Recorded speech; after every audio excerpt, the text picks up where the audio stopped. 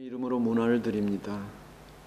지난 시간에는 제가 칼빈주의 곧 개혁주의에 대해서 설명을 드렸습니다.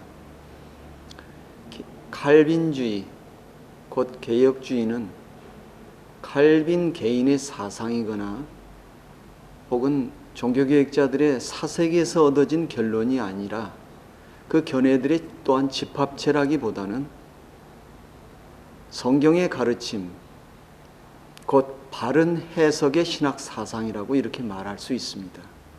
그러면 오늘은 두 번째 시간을 갖되 좀 더 폭을 좁혀서 두드려 보도록 하겠습니다.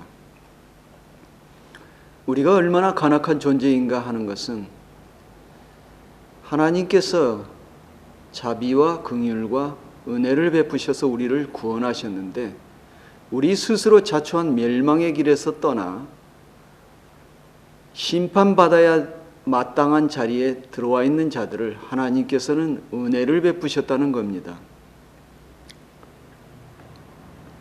그런데 우리는 광야로 이끌어내신 그 목적에 합당하지 못한 삶을 살고 있는 겁니다.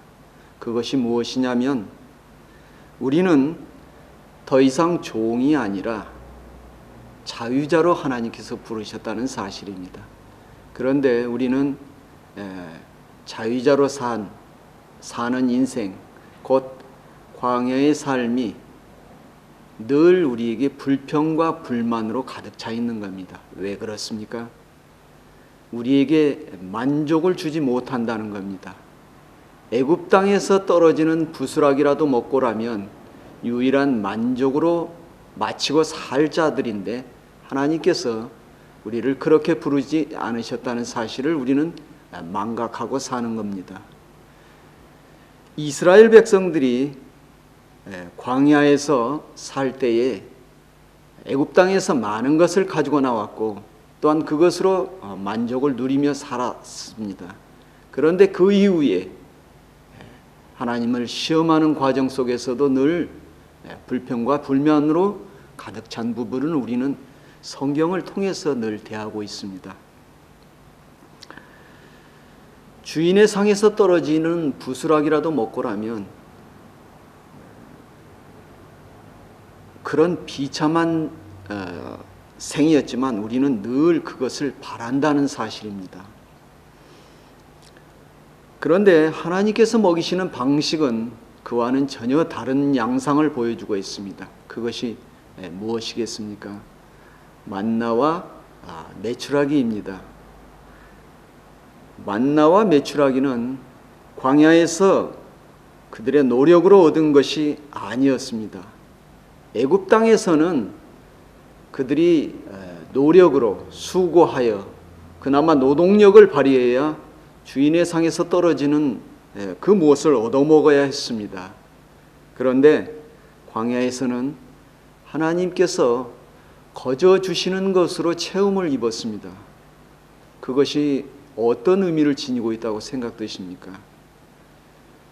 너희의 생명을 유지할 자가 누구냐? 어떤 분이시냐? 라는 것을 이야기하는 겁니다. 우리는 보통 광야의 삶을 산다고 한다면 늘 어떤 생각을 갖고 있습니까? 내가 비록 광야의 삶이 형편이 나에게 만족을 주지 못한다 할지라도 그러나 그 일을 통하여 하나님을 더 알게 되는 지식과 하나님의 말씀에 기가를 통하여 더 가까이 나오게 된다면 그것이 하나님 앞에서는 복이요 은혜라는 사실입니다. 성경에 보면 이스라엘 백성이 하나님 앞에 얼마나 실패한 민족인가를 밝히 드러내고 있습니다. 놀라운 일입니다. 이것은 사실은 자유주의자들은 성경의 역사를 이스라엘이라는 한 나라의 역사로 단편적으로 이해해버리는, 절단시켜버리고 마는 그런 표현을 쓰는데 이것은 매우 잘못된 겁니다. 대부분의 어떤 나라에도 자신들의 역사성을 드높이기 위해서는 다른 민족보다 자신들의 민족이 우월하다는 표현을 어떻게 사용하고자 하냐면 자신들의 그 정체성이나 역사성을 드높이기 위해서 어떤 기록들을 남기게 됩니다. 특별히 우리 한국 민족은 어디로부터 왔다고 학교에서 배웠습니까? 곰과 호랑이로부터 왔다는 이런 내용까지 들먹이지 않습니까? 그런데 이스라엘 역사를 기록했던 성경은 철저하게 이스라엘이 하나님 앞에 완전히 실패한 민족이라는 사실을 언급한 겁니다. 그런 면에서 이스라엘 역사는 매우 독특합니다. 자랑거리가 아니라 부끄럽고 참회할 내용을 기록한 것입니다. 목적이 어디에 있다고 생각이 드십니까? 고린도전서 10장 11절에 보게 되면 그들에게 일어난 이런 일이 본보기가 되고 이 번역이 사실은 과거에 개역에는 이렇게 되어 있습니다. 그들의 일이 자랑거리가 아닌 이런 식으로 표현이 되어 있습니다. 사실은 그 표현이 조금 더 저는 어울리다고 봅니다. 자랑거리가 아니라는 겁니다. 이 말씀은 무슨 의미라고 생각이 드십니까? 하나님께서 이스라엘이라는 백성을 통해서 성경을 기록하시지만 그러나 그 이스라엘의 역사가 곧 우리에게 주는 교훈이 광야에 있었던 이스라엘 백성들이 지금도 팔레스타인 땅에 거주하는 혈연적인 유대인을 가리키는 것이 아니라 오늘 성경을 통하여 만나게 되는 내 자신이다 라는 교훈인 겁니다. 그러므로 이스라엘의 실패의 역사는 철저히 그렇게 실패했다면 너희는 다시 실패를 반복하지 말아라 라는 말씀입니다. 그것이 곧 교훈이고 우리에게 주는 질책이며 야단이며 꾸중이라고 이렇게 말씀드릴 수가 있습니다. 한마디로 말하자면 핑계댈 수 없다는 겁니다. 전도서에는 세상에서 가장 많은 것을 소유했던 사람의 고백이 등장하고 있습니다. 그는 쾌락의 극단에도 가보았고 지식의 극단에도 가보았고 인간이 누릴 수 있는 모든 경험들을 다 누린 사람의 고백이 어떻게 증언하고 있습니까? 헛되니 모든 것이 헛되다 이렇게 말하고 있는 겁니다. 무슨 말을 하고 싶은 것이냐면 이 세상에서 모든 인류를 대표하여 다 경험할 수 있는 그 내용들을 확인한 사람이 헛되고 헛되다고 말하였다면 그보다 못한 자들의 입장에서는 핑계 삼을 수 없다는 겁니다.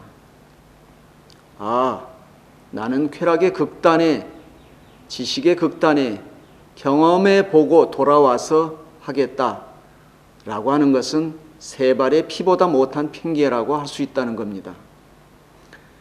내가 지금은 바빠서 먹고 살아야 하니까 열심히 돈을 벌어서 성공한 다음에 돌아오겠다라고 하는 말도 같은 맥락에서 이해되어야 합니다. 그것이 다 소용없는 짓이라는 겁니다. 그래서 전도자가 자신의 실패에 관해서 헛되니 헛되더라고 고백했다고 하면 우리는 더 이상 그가 헛되다고 말한 그 일을 또 반복해서는 안 된다라고 하는 것이 전도서의 핵심인 내용인 것입니다.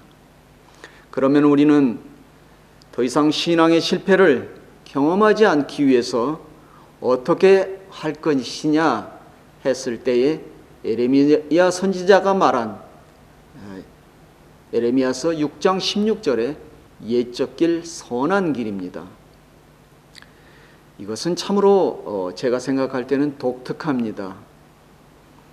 왜 독특하냐 이렇게 말씀드릴 때에